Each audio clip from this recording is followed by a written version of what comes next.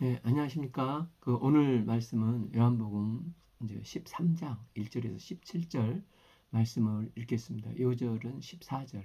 내가 주와 또는 선생이 되어 너희 발을 씻었으니 너희도 서로 발을 씻어주는 것이 옳으니라. 1장부터 12장은 7가지 표적으로 무리들에게 예수님이 누구신가, 예수님은 하나님의 아들이시요 그리스도이신 것을 세상 앞에 드러내셨습니다. 이제 13장에서 17장은 예수님께서 십자가 지시기 바로 전에 마지막 순간 마가의 다락방에서 선포하신 오직 제자들에게만 설교하신 다락방 강화 말씀입니다. 예수님은 12제자에게 말씀하셨습니다. 6월절 전에 예수께서 자기가 세상을 떠나 아버지께로 돌아갈 때가 이른 줄 아시고 세상에 있는 자기 사람들을 사랑하시되 끝까지 사랑하시니라. 이 말씀을 통해서 예수님께서 자신이 세상을 떠나게 될 것을 알고 계셨다는 것입니다. 이때가 십자가 처형 당하기 곧바로 전입니다. 또한 아버지께 돌아갈 때가 이른 줄 아시고, 즉 예수님은 죽음 이후 벌어질 일들에 대해서 잘 알고 계셨습니다. 사람들은 죽음으로 모든 것이 끝난다고 생각을 합니다. 그러나 예수님은 죽음이 끝이 아니라 생명의 시작이요 아버지께로 돌아가는 것이라고 말씀을 하십니다. 한마디로 본향으로 귀향이라는 것입니다. 만약 우리 인생이 80에서 100을 살다가 죽음으로 모든 것이 끝난다면 너무나 허무한 인생이 될 것입니다. 그러나 영적인 존재인 인간은 결코 죽음이 끝이 아닙니다. 그러니까 철학자들은 인생에 관하여 3가지 질문을 합니다. 첫째, 나는 어디서 비롯된 존재인가? 이 아르케 문제를 이렇게 묻습니다. 또한 둘째, 인간은 무엇을 위해 사는 존재인가? 즉, 쏜살 같고 일촌 광음같이 빠르게 지나치는 이 인생에 있어서 무엇을 위해 살아야 가장 의미 있는 인생이 될 것인가 하는 것입니다. 또한 셋째는 과연 인간은 죽으면 어디로 가는가입니다. 성경은 사람이 죽으면 모든 것이 끝이 아니라는 것입니다. 죽음 이후에 영원한 삶이 있습니다. 예수님은 십자가에서 죽으시고 부활의 복음을 완성하시고 이제 곧 아버지께로 돌아갈 때가 이른 줄을 아셨습니다. 예수님은 하나님의 어린 양으로 십자가의 대속의 죽음의 때를 영광의 때라고 말씀하셨습니다. 이로 자기 사람들이 이 보혈의 피를 믿는 자는 누구든지 구원을 받아서 하나님과 바른 관계가 회복이 되고 영생을 얻어 새롭고 산 길을 열어 주신 것입니다. 예수님으로 말미암지 않고는 그 누구도 이 죄와 죽음 문제를 해결받지 못하고 결코 거룩하신 하나님 나라에 들어갈 수가 없습니다. 이로 지옥에 떨어져 심판받을 수밖에 없는 게 인생입니다.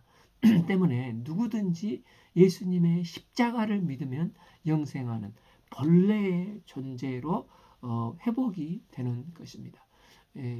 요한복음 5장 24절에서 내가 진실로 너에게 이르노니 내 말을 듣고 또 나를 보내신 이를 믿는 자는 영생을 얻었고 심판에 이르지 아니하나니 사망에서 생명으로 옮겼느니라.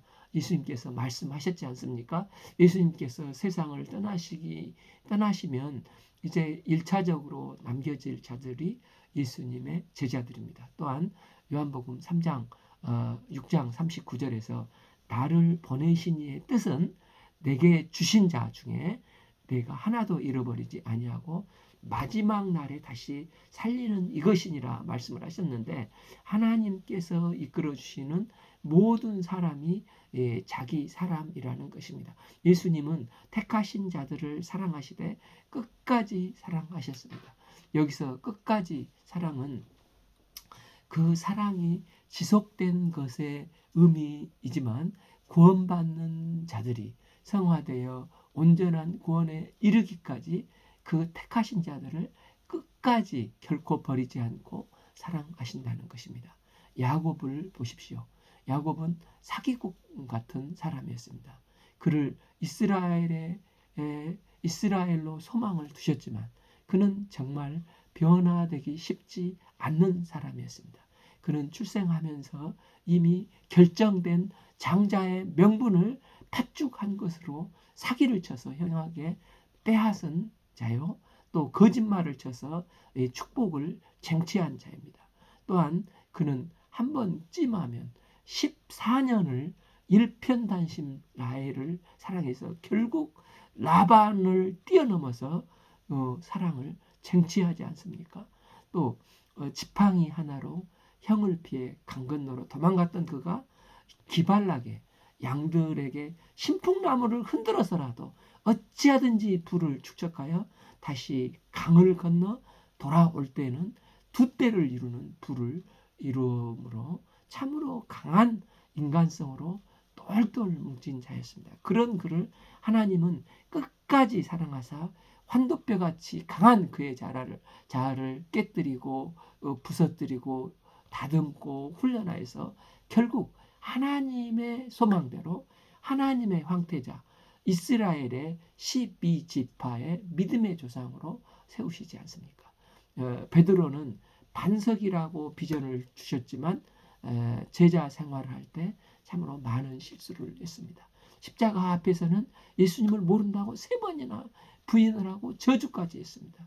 이런 사람을 세상 사람들은 안 되겠구나, 이 사람은 참 힘들겠다 하면서 잘라버립니다. 그런데 주님의 뜻은 택하신 자를 끝까지 엔들리스 러브 하십니다. 이처럼 예수님은 우리가 잘나고 또 돈이 많아서 뭔가 쓸만한 구석이 있어서 사랑하시는 게 아니라, 사랑할 만한 아무런 자격이 없는데도 내가 하나님의 형상을 닮았기 때문에 그냥 나를 택하셔서 끝까지 사랑을 하신 것입니다. 주님은 살아서도 나를 사랑하시고 죽어서도 영원히 사랑하십니다. 예수님은 나를 사랑하시되 나에게 두신 주님의 목적을 다 이루시기까지 나를 결코 포기치 않고 사랑을 하십니다. 이 지극히 높고 깊고 끝이 없는 예수님의 이 사랑을 높이 찬양합니다. 얼마나 예수님이 계셔서 안심이 되고 감사합니까? 우리가 이 사랑에 겨워서 이 땅의 삶을 살면서 맡겨주신 주님의 사명을 감당하여 주님 영광 드러내는 삶을 사시기를 기도합니다. 이 마귀가 벌써 시몬의 아들 가룟 유다의 마음에 예수를 팔려는 생각을 넣었더라. 마귀가 가룟 유다에게 예수님을 팔 생각을 집어넣었다는 것입니다. 문제는 마귀가 생각을 집어넣어도 인간에게는 그 생각을 동의하거나 동의하지 않을 자유의지가 있습니다. 그러므로 모든 죄는 마귀와 인간의 합작품이라고 할 수가 있습니다. 때문에 마귀는 대적을 해야 하는 것입니다. 다윗이 종이 호랑이 같은 위협만 하는 골리앗에게 여호와의 이름으로 담대히 나가 물맷돌을 던질 때 다윗 앞에 한 방에 이 골리앗이 꼬꾸라졌지 않습니까? 예수님의 이름 권세를 의지하여 이처럼 대적할 때 마귀는 꼬꾸라지고 한 길로 왔다가 7길로 혼비백산하여 도망을 가게 됩니다. 야고보서 4장 7절 그런즉 너희는 하나님께 복종할지어다 마귀를 대적하라 그러면 너희를 피하리라. 그 마르틴 루터가 종교개혁을 하면서 내 머리 위로 새가 날아다니는 것은 없을 수 없지만 집을 못 짓게 할 수 있는 것은 자신이라고 했지 않습니까? 네, 말씀을 앞세우고 감사의 주도권을 가지고 마귀와 대적하면 마귀는 반드시 물러갑니다. 그런데 이 가룟 유다가 속삭일 때, 마귀가 속삭일 때마다 계속해서 고개를 끄덕거리고 동의를 하고 받아들이다가 이제 마귀가 마귀의 노예가 되어버렸고 결국 마귀가 그를 잡아 먹어버렸습니다. 3. 저녁 먹는 중에 예수는 아버지께서 모든 것을 자기 손에 맡기신 것과 또 자기를 하나님께로부터 오셨다가 하나님께 돌아갈 것을 아시고, 여기서 아시고는 아무것도 모른 채 당하는 게 아니라 다 아시면서 직면하고 계시는 것입니다. 예수님은 얼마든지 피할 수 있는데도 하나님의 목적을 위해서 이루기 위해서 분명히 다 아시면서도 피하지 않고 십자가의 길을 영광의 길로 생각하시면서 그 영광의 길을 한 걸음 한 걸음 걸어가신 것입니다. 예수님은 내가 해야 할 일이 무엇인지를 알고 계셨고, 또한 예수님은 보내신 분에게 돌아갈 것이라는 것을 알고 계셨습니다. 4. 저녁 잡수시던 자리에 일어나 겉옷을 벗고 수건을 가져다 허리에 두르고. 저녁 잡수시던 자리를 공관복음으로 볼 때는 이 최후의 만찬입니다. 이 공관복음 마가복음 14장 22절에서 예수께서 떡을 가지사 축복하시고 떼어 제자들에게 주시며 이것은 내 몸이라, 또 이것은 많은 사람을 위해 흘리는 나의 피 곧 언약의 피니라 말씀하시면서 십자가의 의미를 설명하셨습니다. 그러나 이제 요한복음에서는 십자가의 사랑을 몸소 실천하는 모습을 보여주고 있습니다. 보통 제자들이 옷을 벗고 수건을 가져다가 허리를 두르셨다는 것은 제자들이 스승에게 보이는 존경의 표현으로 제자들이 스승을 닦아드리는 것이 당연한 것입니다. 그런데 누구보다도 앉으셔서 섬김을 받으시면서 식사를 하셔야 될 예수님께서 지금 오히려 반대로 자리에 일어나셨다는 것입니다. 그 다음에 예수님은 겉옷을 벼두셨습니다. 주와 스승으로 갖는 권위의 옷, 성자 하나님의 옷을 벗으셨다는 것입니다. 그 다음에 가장 미천한 종이나 노예가 하는 수건을 가져다가 허리에 두르고 주인의 발을 씻겨 드리는 것인데, 지금 예수님께서 이런 종의 형체를 가지셨다는 것입니다. 그러신 다음에 대야에 물을 떠서 제자들의 발을 씻기시고 그 두르시고 수건으로 닦기 시작하여 발을 씻으려면 자기를 완전히 엎드려야 하는데 예수님께서 그렇게 하셨다는 것입니다. 이것은 자기의 사람을 섬기신 예수 그리스도가 어떤 태도로 섬기셨는지를 보여주고 있습니다. 이를 사도 바울은 이렇게 말씀하고 있습니다. 빌립보서 2장 5절, 너희 안에 이 마음을 품으라. 곧 그는 그리스도 예수의 마음이니 그는 근본 하나님의 본체이시나 하나님과 동등됨을 취할 것으로 여기지 아니하시고 7. 오히려 자기를 비워 종의 형체를 가지시고 사람들과 같이 되셨고 8. 사람의 모양으로 나타나사 자기를 낮추시고 어디까지? 죽기까지 복종하셨으니 곧 십자가에 죽으심이라. 진정한 사랑은 말과 생각으로 전해지지 않고 진짜 사랑한다면 예수님과 같이 다른 사람들이 하기 싫은 일을 묵묵히 끝까지 수고할 때 전달이 되는 것입니다. 서로 크다고 지금까지 또 경쟁하고 시기하는 제자들을 예수님은 이렇게 더러운 발을 손수 일일이 씻어주시면서 겸손히 그를 섬기셨습니다. 이제 베드로의 차례가 되었습니다. 6. 시몬 베드로에게 이르시되 베드로가 이르되 주여 주께서 내 발을 씻으시나이까? 베드로를 사람들이 좋아하는 게 참 이해가 안 되는 것은 안 된다고 말을 합니다. 예수님, 이런 법이 어디 있습니까? 제자가 스승의 발을 닦는 것은 당연한 일입니다. 그러나 스승인 예수님께서 저희 제자의 발을 닦는다는 것은 저는 도저히 납득할 수가 없습니다. 이러니까 이제 예수께서 대답하여 이르시되 내가 하는 것을 내가 지금은 알지 못하나 이후에는 알리라.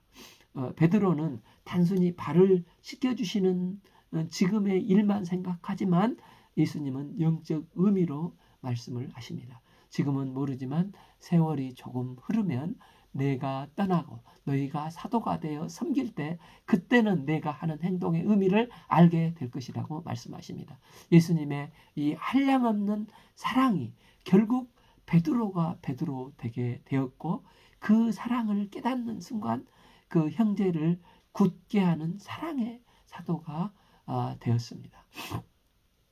베드로가 비록 넘어졌지만 이제는 넘어진 자를 위로할 수 있는 사도가 되었습니다. 그런데 베드로는 지금 완강하게 절대로 받아들이지 못하고 있습니다. 베드로가 이르되 내 발을 절대로 씻기지 못합니다. 베드로는 스승에 대한 존경심으로 진심으로 말을 하고 있습니다. 내 발을 절대로 씻기지 못하리이다. 막무가내로 고집을 부리고 있습니다. 그러자 이제 8비 예수께서 대답하시되 내가 나를 씻어 주지 아니하면 내가 나와 상관이 없느니라. 아무 상관이 없다는 말씀은 아무 관계가 없다 또는 분깃이 하나도 없다. 하나님 나라를 유업으로 받지 못한다는 것입니다. 이는 참으로 무서운 말씀이 아닙니까? 이 말씀은 우리가 왜 예수님께 나의 추하고 냄새나는 이 더러운 발을 있는 모습 그대로 내놓고 씻김을 받아야 하는가 하는 절대적인 이유를 가르쳐주고 있습니다. 예수님의 제자와 예수님과 이 제자의 관계는 근본적으로 이 구원자와 죄인의 관계가 아닙니까? 우리가 예수님과 올바른 관계를 맺는 유일한 길은 우리의 더러운 발을 예수님은 우리의 더럽고 추한 교만과 정욕과 시기와 원망 불평으로 냄새나는 더러운 발을 있는 모습 그대로 염치 없지만 내미는 것입니다. 예수님은 이런 이 더러운 우리의 발을 씻기기를 원하시는 것입니다. 그런데 우리는 자신의 더러운 발을 있는 모습 그대로 내놓기가 부끄럽습니다. 그래서 우리는 다른 사람이 납득할 수 있는 죄나 조금 양념을 살살 쳐서 그래도 고상한 죄만 고백하기를 원하는 게 우리의 본성입니다. 그러나 예수님은 의인을 부르러 오신 게 아니라 죄인을 부르러 오셨습니다.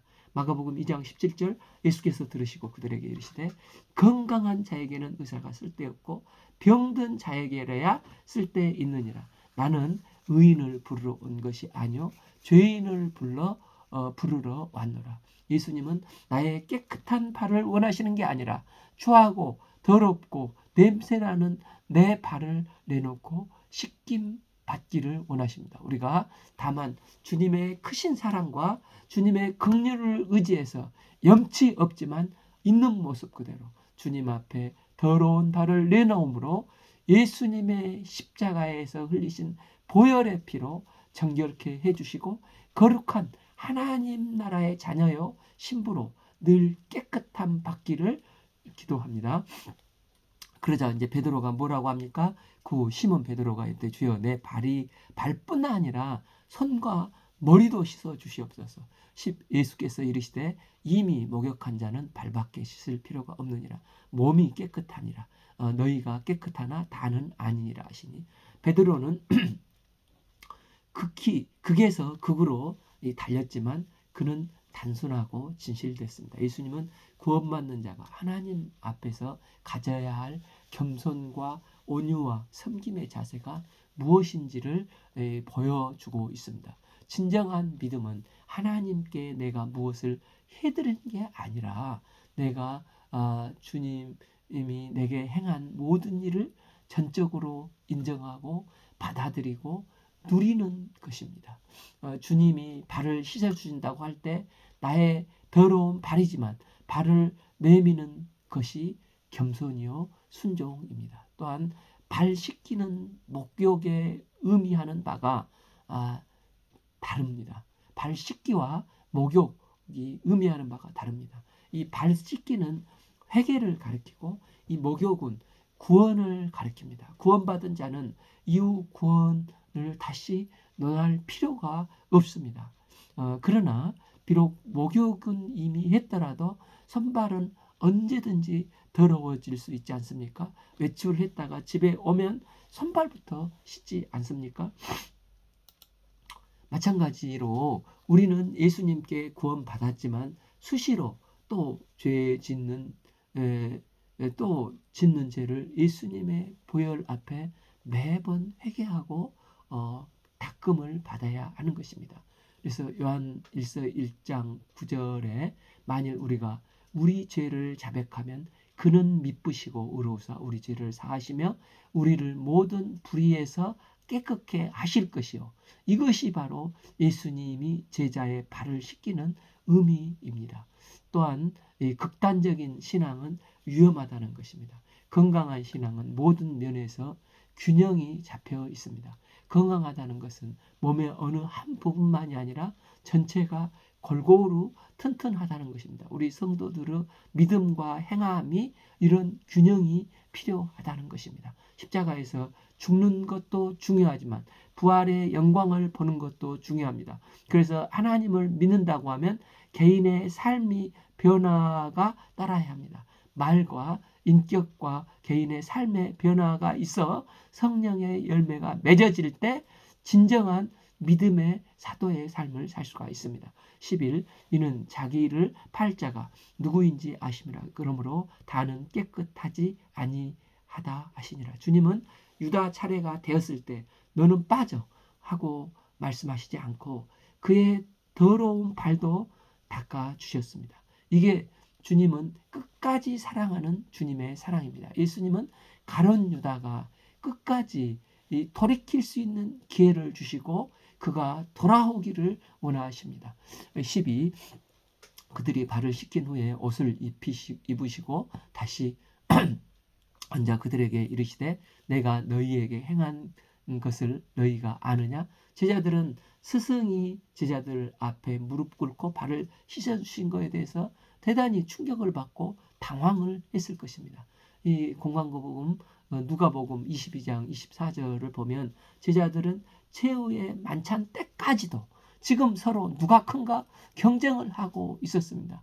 이처럼 사람들은 겉으로 서로 겉으로는 문의는 친절하게 웃으면서도 속으로는 내가 저 사람을 밟고 일어서 야 성공할 수가 있다 다짐하면서 상대방보다 앞서가기 위해서 수단과 방법을 가리지 않지 않습니까? 순수한 사랑으로 마음으로 진실되게 섬기고 동역하는 마음을 앞에서 동역하는 사람을 만나기가 쉽지가 않습니다. 예수님의 제자 정도면 이제는 3년 반을 훈련받았으니 사심없이 섬길 것 같은데 그들도 십자가 사역이 완성될 때까지도 그렇게 살지 못했습니다. 사역이 그래서 먼저 예수님께서 무릎을 꿇고 보여주신 예수님의 모습 앞에 그들은 충격을 받았을 것입니다.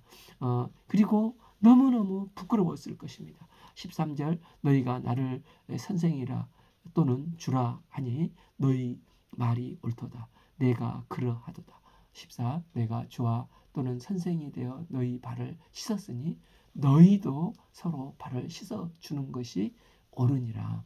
15 내가 너희에게 행한 것 같이 너희도 행하게 하여 본을 보였노라. 예수님은 제자들에게 서로 발을 씻겨주라 하시면서 서로 발을 씻는 섬김의 본을 보여주셨습니다. 여기서 섬김의 대상이 누가 되어야 한다고 말씀하십니까? 제자들은 지난 3년이 넘는 기간 예수님께 직접 배웠고 또 예수님의 사역을 직접 보아왔습니다. 그런데 지금까지도 그의 참 예수님의 말씀을 깨닫지도 못했습니다. 이후 최후의 만찬상에서도 지금까지도 여전히 싸우고 있지 않습니까? 그리고 예수님이 잡히시는 순간에 제자들은 또 다 도망가 버리고 나 물고기 잡으러 가겠노라 하면서 다시 옛날 모습으로 돌아가 버리지 않습니까? 지금 제자들은 너무나 연약하고 한심하고 보잘것없는 모습입니다.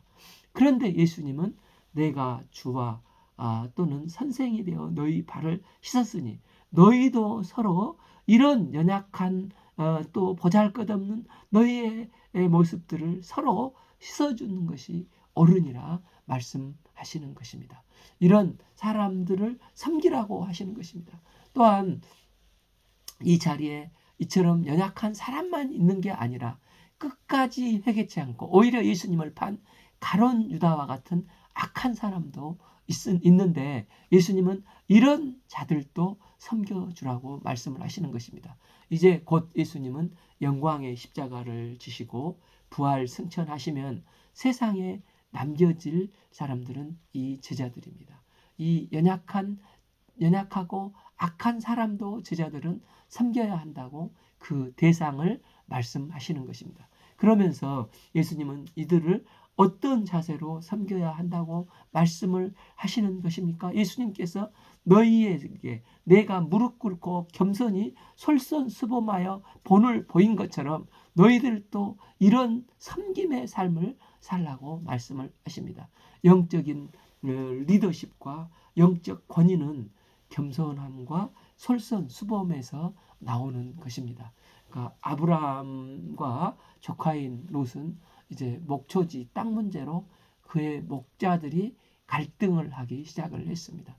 이런 다툼이 있을 때 문제가 풀리지 않았습니다. 이때 아브라함이 먼저 찾아가서 이니셔티브를 쥐고 서로 다투지 말 것을 청합니다. 그러면서 창세기 13장 9절 내 앞에 온 땅이 있지 아니하냐 나를 떠나가라. 내가 좌하면 나는 우하고 내가 우하면 나는 좌하리라. 제안을 하면서 롯에게 선택권을 양보하며 화해를 주도합니다. 이처럼 다툼이 있을 때 겸손히 먼저 화해를 청하는 사람이 큰 사람인 것입니다. 사람들은 답을 몰라서 묵묵히 지내는 게 아닙니다. 모두 답을 알면서 겁이 나기 때문에 혹시 이해관계가 또 물려있기 때문에 자존심이 달려있기 때문에 이기심 때문에 짐짓 모른 채 하는 경우가 많이 있지 않습니까? 저희가 그 8, 90년대 유행했던 그 에릭 프롬의 사랑의 기술 읽어보거나 적어도 책 제목은 들어보지 않았습니까? 이게 여기에서 이기주의가 얼마나 비참한 결과를 나타내는가. 이기주의는 타인의 필요를 보지 못한다는 것입니다. 그래서 타인을 존중하지도 타인에게 관심을 갖지도 않고 오직 자신만을 본다는 것입니다. 그러다 보니까 이웃을 자신의 쓸모라는 관점으로 비인격화를 시키는 것입니다. 결국 이기주의로 계속해서 나갈 때 사랑의 능력을 잃어버려서 사랑할 줄도 모르고 또 사랑받을지도 모르고 그래서 결국은 그 인생이 피폐해져서 아무것도 아닌 가장 비참한 인생의 결말을 맞게 된다는 것입니다. 그러나 예수님은 서로 높아지려고 이기적으로 경쟁하려고 하는 제자들과 식사 중에 말없이 일어나 허리를 두르시고 물을 떠서 제자들의 이 더러운 발을 씻기시는 솔선수범을 하시면서 서로 발을 씻겨주라, 서로 관심 갖고 사랑하라고 말씀하셨습니다. 제가 어릴 때 시골 교회 주일 예배 다닐 때 선생님이 자주 천국과 비유, 지옥의 비유를 말씀해 주셨던 기억이 있습니다. 이제 숟가락이 있는데 지옥은 서로 자기가 먼저 먹으려고 아우성을 쳐서 아무도 먹지 못하고 다 흘려버리더라는 것입니다. 그런데 이제 천국에서 가서 보니까 천국은 너무너무 평화스러운 분위기 속에서 긴 숟가락을 사용해서 음식을 서로 먹여주고 있었고 모두 행복한 미소를 지으며 배불리 먹고 있더라는 것입니다. 이처럼 교회나 가정이나 공동체에 서로 발을 씻겨줌으로 동역자가 행복하고 나도 행복하고 결국 모두가 행복하는 천국이 임하는 것입니다. 예수님은 서로 경쟁하는 제자들에게 먼저 본을 보여주시며 서로 발을 씻으라고 말씀하셨습니다. 우리는 내가 이 말을 하지만 나는 따라하지 마라 하는 경우가 종종 있지 않습니까? 이것은 본이 되는 인생의 인생이 아닙니다. 이 백범일지에 나오지 않습니까? 눈길을 함부로 걷지 말라. 뒤에 오는 사람은 그것이 길이 되나니.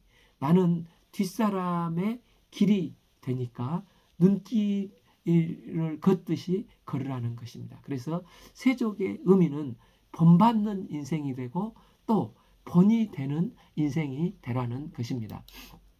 16. 내가 진실로 진실로 너에게 이르노니 종이 주인보다 크지 못하고 보냄을 받은 자가 보낸 자보다 크지 못하니. 17. 너희는 이것을 알고 행하면 복이 있으리라. 여기서 이것을 알고 행하면 복이 있다고 말씀을 하십니다.